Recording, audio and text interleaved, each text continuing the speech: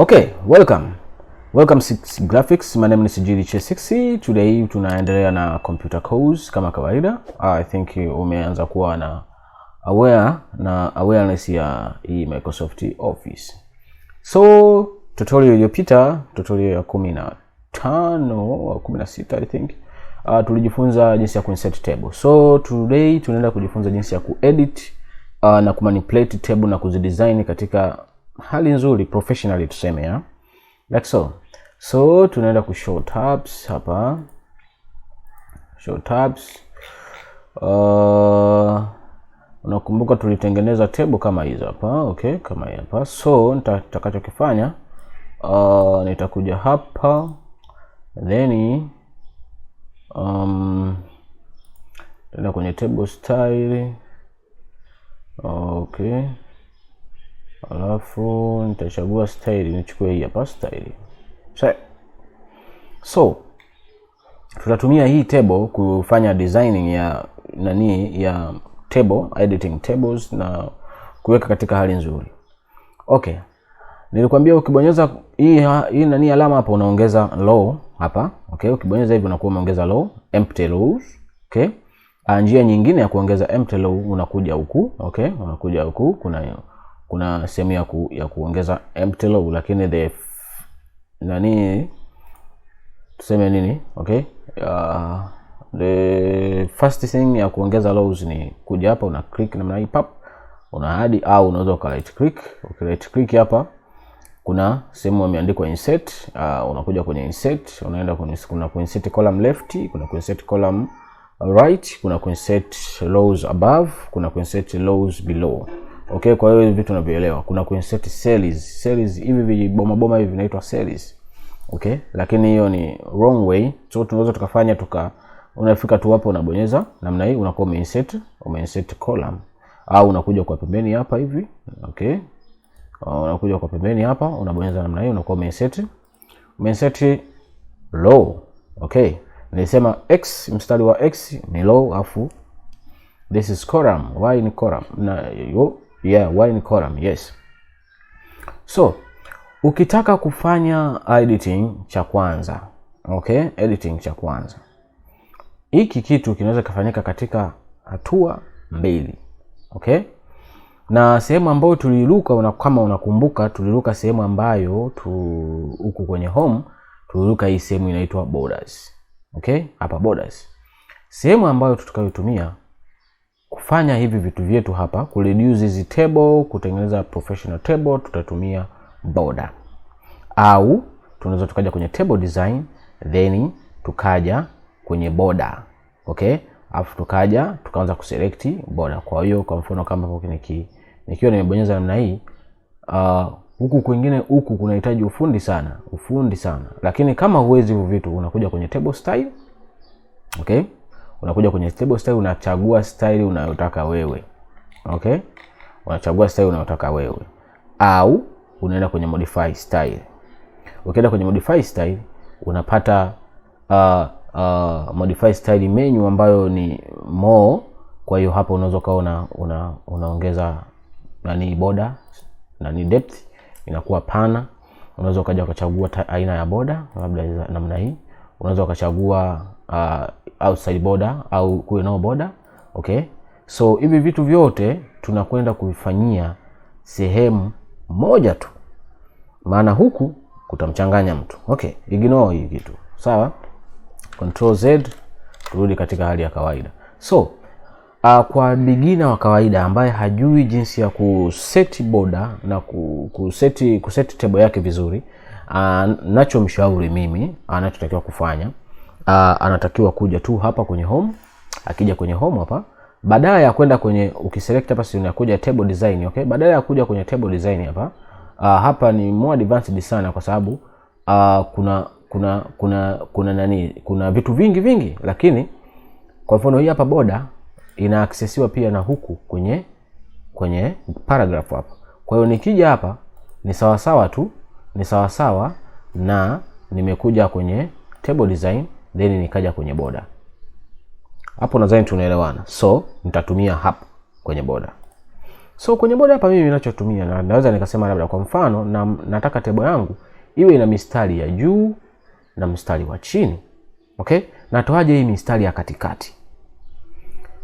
Hiyo ni kazi ndogo sana. So ninachokifanya na select table yangu nzima kama hivyo. Nitakuja hapa kwenye borders. Sawa? Kwenye borders huku pembeni upande huu wa kushoto kuna aina ya border. Yaani jinsi hizo herufi zilivyokaa zinakuonyesha kabisa kwamba ukibonyeza hapa border itakuwa namna hiyo. Ukibonyeza hapa border itakuwa na zimeandikwa top border, left border, right border, no border. Okay? So mimi nataka iwe ina border chini. Iwe ina border chini, lazima nije hapa kwenye outside border. Nibonyeze outside border. Okay?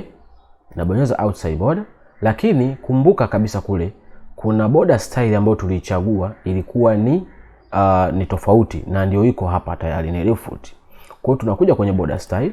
Tukija kwenye border style tunachagua border ambayo tunaitaka. Na unaweza ukachagua color. Okay? Unaweza ukachagua kwa mfano nichague labda color hii hapa. Okay? Nachagua hii hapa. Okay? Kwenye border yetu. So ninakuja hapa nikikliki, what kinachotokea hapa? Nini kinatokea hapa? Ngoja ni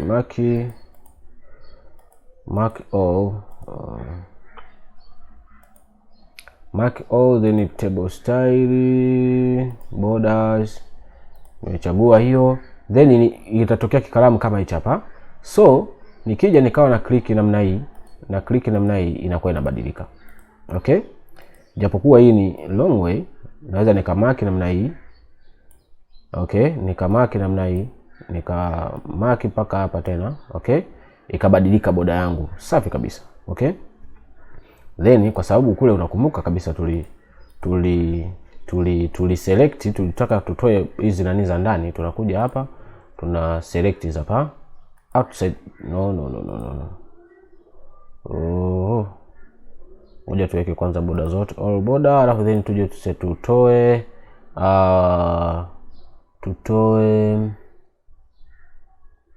inside border. Okay? Tumetoa inside border, tumebakiza outside border. Then inahitaji ubaki mstari wa chini na hapa katikati kuna mstari. So nitakachokifanya nitaselect hii. Okay? Nitakuwa nimeselect hapo sehemu yote. Nikiweka hivi mshale unakuwa umejipinda nani fulani hivi. Nikiselect hapo, then ninakuja hapa, na kwa sababu nahitaji hapa pale kuna border, nitakuja hapa. Ukiangalia hapa border ambazo zipo, okay? Nikiwa nasogeza hivi unaona kabisa kwamba border zinaongezeka. Okay? Ukisogeza hivi unaona border inaongezeka. Okay? Kwa hiyo ninachohitaji mimi ni kuwa na border mstari mzima tu wa chini. Okay? Nikija hapa naona kabisa mstari unakataa. So unaona kabisa hapa nikija hapa juu kwenye border bottom nimeshapata mstari. Okay? Naweka. Okay? Ninachohitaji ni, lakini hapa nahitaji huku kusiwe kuna mstari hapa, mstari na hapa napo usiwe umelingana. So ninachokifanya nakuja nabonyeza hapa ili hiki kibox, hii seli ya hapa hii, unaona hapa hii ni seli moja. Kwa hiyo hii seli inatakiwa iwe kwanza active, alafu then ndio unakuja kwenye border, kwamba kwa sababu edit zote ninazozifanya zitatokea kwenye hiki kichumba tu, hiki kiboma hiki. So nakuja kwenye border, nataka nitoe nini? Nitoe right border. So nakuja kutoa right border hii hapa, nabonyeza hapa. Nikibonyeza hapa unaona kabisa hapa tumetoa border yetu hapa kwenye right border. Then nakuja na select huku pia inakuwa active hii, natoa left border. Nikishatoa left border nadhani unaona. Then ninakuja na select hapa, nataka hizi border zote zitoke za huku. Okay? Nabonyeza hapo, nakuja na select tu hapa. Kwa sababu tayari hiyo iko kwenye right border, nabonyeza tu hapo, natoa hizo border. Okay? Nakuja hapa natoa hizo border. Nakuja hapa natoa border. Nakuja kwenye natoa left border. Okay? What is this? Yes. Nakuja hapa natoa right border, not left. Okay? Natoa na hii hapa. Natoa na hii hapa. So, ukiangalia table yangu nao hapa imekuwa styled kabisa, safi kabisa. Unaweza ukaweka ukasema labda hivi nani hapa uviongeze. Ni wewe tu, yani ukishajua mambo unakuwa ni more, una design mwenyewe unavyotaka. Okay, ukaweka namna hii, so ikaonekana safi kabisa hiyo. Umeona inaonekana namna hii. Kwa mtu akija kuangalia sema hii table imetengenezwaje hii. Lakini the way to kutengeneza kutengeneza border ambayo iko vizuri kabisa, professional, ambayo haitaki kuwa na mistari kama hizi unazoziona hapa. Okay, hizi ndio professional borders. Hata kama ukitengeneza kitabu, ukitengeneza nini, ukienda kuprint, inaonekana kweli data zako zimekaa katika mpangilio kwa sababu ya kutumia hizi border. Okay, nilikuahidi kwamba tutakuja kutengeneza kalenda. Kalenda. So kwa mfano hii hapo unaona hii ilivyo designiwa hii. Imedesigniwa kama tulivyokuwa tunafanya kule mwanzo. Lakini sasa ikitokea sasa tunataka tufanye manipulation ya editing ya hichi kitu hapa kilichopo hapa. Kwa mfano tumeshaona jinsi ya ku remove border, tumeshaona jinsi ya ku add border. Kwa hiyo sasa hivi tunaweza tukaenda kufanya, na tumeona pia jinsi ya ku style border. Tukachagua border tofauti, rangi, umeelewa? So now tunaenda kwenda kwenye border properties, table properties, ili tuweze ku customize kile ambacho tunakitaka sisi. Kwa mfano unahitaji hizi border hizi hapa za juu hizi, hizi mistari ziwe bold, yani ziwe mipana zaidi, na huku chini pia kuwe pana zaidi. So ninachokifanya nitamaki hapa, nita right click, nitaenda kwenye table properties hapa chini. Umeona hapa unakuja chini, right click hapa, unaenda kwenye table properties. Nikienda kwenye table properties inafunguka kitu kama hapa inaitwa table properties. Hii table properties inakuwa ina table, ina row, ina column, ina cell, ina alt text. Tutaelewana tu, sawa? Kwenye table kuna size, kuna alignment, kuna text wrap. Nikianza na table hapa kwenye size tuna set size, upana wa table, upana wa table, na hapa upana wa table uko setted kabisa ni 100%. So hiyo unaweza kaiacha kwa sababu hiyo ni default, unaiacha kama kawaida. Kwenye alignment tulisoma hata huko kwenye home, tukasema alignment kuna alignment left, right na center na justify. So hapa sisi tunakuwa tuna left, center na justify na right. So ukiangalia hapa wanakuonyesha jinsi table yako ina align wapi. Yaani ukibonyeza kwa mfano hapa iko active hapo, unaona hichi hapa hiki kiboma kina rangi tofauti na hizi hapa, kwamba hiki ndio kiko active sasa hivi. Kwa hiyo alignment ya table yetu sasa hivi hapa iko left. So nikitaka iende right, nikibonyeza hapa afu nikaklik okay, table yetu itakuwa imelalia upande huu hapa. Lakini kwa sababu hapa kutoka hapa mpaka hapa imetimia, hauwezi kuona kwamba imelalia wapi. Lakini kama ingekuwa ni vipande viwili, kwa mfano kama kuna column moja mbili, lazima ingehama na ikalalia upande wa kulia. Okay, tuendelee. Ndio kwenye table hapa, right click, table properties. Kwa hiyo tumeshaona jinsi ya kufanya alignment.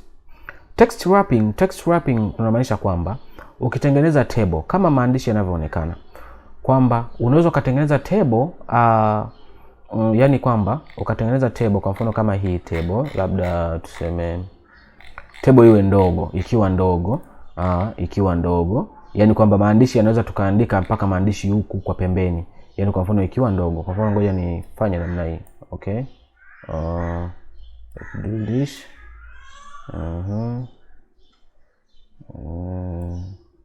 Fanya namna hii.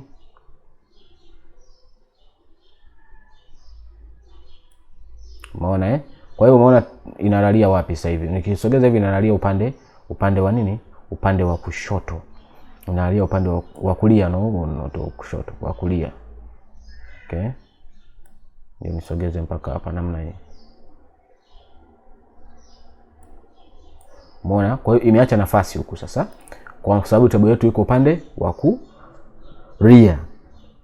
Kwa hiyo nikileti click nikaja kwenye nani hapo, ukiangalia kabisa kwamba table yetu iko upande wa kulia. So nikiweka center, nikaklik okay. Okay, nikiklik okay inabadilika inakaa center. Hivyo kama maandishi tulivyokuwa tunayabadilisha. Okay. Sasa hapa chini ni text wrapping. Hapa tumeweka kwenye nani, lakini tukiweka around inamaanisha kwamba maandishi yatasurround mpaka kwenye table kama unavyoona hapa. Function kwa mfano source data, hiyo function unaona kwa maandishi yamesogea huku, lakini yani table inakaa katikati, maandishi yanapita huku pembeni mpaka huku chini. Hiyo ndio text wrapping. Lakini inakuwa haipendezi sana, lakini ni wewe tu unavyopenda, kwa sababu hapa tunafundisha lazima tuoneshe na positioning pia unaweza ukaseti. Kwa mfano kama hapa text wrapping position hapo unaangalia ina align center, position ni center relative to column, umeona Kwa this is unaweza allow overlap. Ukiallow overlap inamaanisha maandishi yanapita hapa juu ya table, yani inakuwa juu yako juu ya table, so hiyo inakuwa ni uchafu. So hizi unaweza kaziacha kama zilivyo. Lakini the thing ni hapa. Okay. Tunakuja kwenye nini? Kwenye law. Kwenye law kuna size ya law, okay? Alafu kuna option allow law to break across the page, repeat as a header law at the top of each page. Yani hapa kwamba ukitiki hapa una allow law, kwa mfano hapa chini hapa, kwa mfano hapa hii hapa law ya mwisho. Kwa mfano ikifika huko chini, ikifika hapa chini iendeleze hapa chini kama yenyewe hii huko juu. Yani isiandike tena kichwa cha habari kama hapa vilivyoandikwa, kwa mfano college, new student, graduating student, change, okay? Kwa hiyo inasema ikifika huko chini kwamba iendelee na nini na data zingine kama kawaida. Lakini sio kwamba ikifika chini hapa ianze tena upya. Kwa hiyo hapa kuna nani mbili. Ukiklik hapa kwenye table properties, ukija hapa kwenye laws, kuna allow law to break across pages. Hii ndio nilichokuwa nazungumzia kwamba ina allow law ina break the across page, kwamba muendelezo unaendelea chini ya page nyingine kama ikitokea unaendelea, okay? Lakini tukitiki repeat as a header law at the top of each page, kwa kila ikifika kwenye page mpya inaandika kichwa cha habari kipya na inaendelea na zile data kama kawaida. Kwa hiyo inakuwa ni kama table nyingine, lakini inahusisha data zile zile. Hapo nadhani tunaelewana. Kwa mfano nikitiki hapa, okay? Nikantiki hapo. Kwa hiyo nikija hapa kwa mfano nikawa naendeleza kuandika humu, kwa mfano tuseme nitanue namna hii, okay? Nadhani ushaona sasa, umeona? Imefika hapa ikaandika tena college, new student, graduating, change. Na huku juu pia imetoka hiyo. What? Yeah, hii hapa. Okay? Kwa hiyo inakuwa inaandika vitu vipya. Yaani kila sehemu inakuwa inaweka vitu vipya. Yaani sio vitu vipya and such, yani kwamba kichwa cha habari kinajirudia tena chini, hivyo hivyo kila page inakuwa inajirudia kichwa cha habari. Yep. Tuko kwenye table properties. Tunaenda kwenye column. Kwenye column kuna previous column, kuna next column, hapa kuna nini sana. Issue inakuja kwenye series hapa. Series vertical alignment, kuna nini? Hizi nani maneno, yani kwenye series. Nimekwambia kiboma kimoja ni series. Kwa mfano kama hapa. Unaona maneno yetu yalivyo yako juu. Of course ukiangalia hapa ni right click nikaenda kwenye table properties, maneno yetu yako juu. Umeona hapa kwenye series inaonyesha kabisa maneno yanakaa juu, lakini tukibonyeza center maneno yetu yatakaa katikati kama hapo unavyoona. Maneno yanakuwa katikati ya kiboma kimoja. Okay? Katikati ya kiboma kimoja. Ngoja nirudishe kiboma ili tuweze kuelewana vizuri hapa. Nirudishe kiboma hapa ili tuweze kuelewana. Unaona maneno yanakaa katikati. Ngoja niweke katikati, right click, properties, center, okay. Unaona kabisa maneno yangu yanakaa katikati kabisa hapa. Katikati. Yeah. Hiyo ilikuwa ni jinsi ya kuseti tables na kuedit. Tumeishia kwenye series. Video yangu naona imekuwa dakika nyingi sana leo. Dakika 19. So tutorial inayofuata kunaendelea kwenye table hapo pia ili tumalize kabisa. Thank you. My name is Jiliche 60. Usiache kusubscribe, like na comment.